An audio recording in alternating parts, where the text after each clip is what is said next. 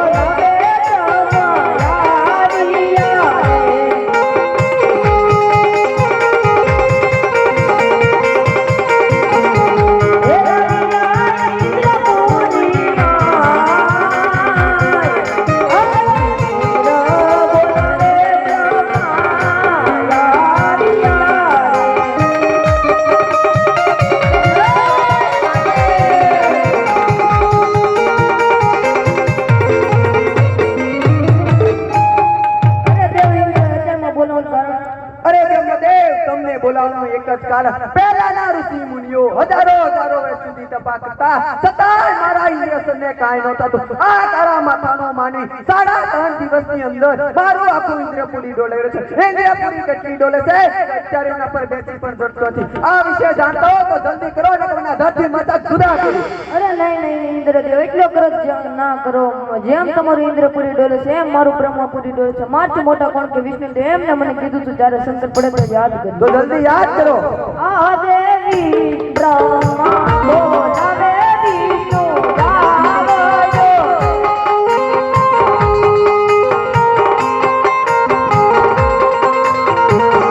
હે આવજો ઇન્દ્રપુરી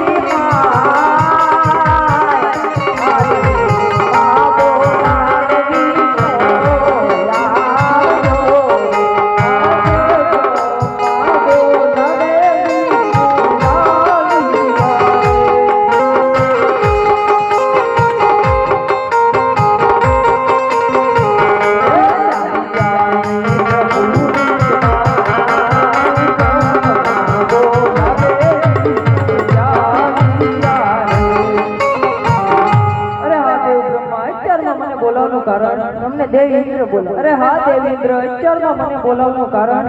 અરે વિષ્ણુદેવ તમને બોલાવવાનું એક જ કારણ. પહેલાના ઋષિ મુનિઓ હજારો હજારો વર્ષ સુધી તપ કરતા છતાંય મારા ઇન્દ્રસનને કાંઈ ન થતું. આ કાળા માથાનો માનવી 3.5 દિવસની અંદર મારું આખું ઇન્દ્રપુરી ડોલાવી રહ્યો છે. ઇન્દ્રપુરી કેટલી ડોલે છે કે અત્યારે એના પર બેસી પણ શકતો નથી. આ વિશે જાણતા હો તો જલ્દી કરો ને મારું ઇન્દ્રસન ડોલતું બંધ કરો. અરે નહીં ઇન્દ્રદેવ એટલો ક્રોધ ના કરો. જેમ તમારું ઇન્દ્રપુરી ડોલે છે એમ મારું આખું વૈકુંઠ ડોલે છે. મારથી મોટા ભક્કે ભોળાનાથ એમને મને કીધું હતું કે જ્યારે તમારે સંકટ પડે ત્યારે મને યાદ કરજો. તો જલ્દી યાદ કરો. આજે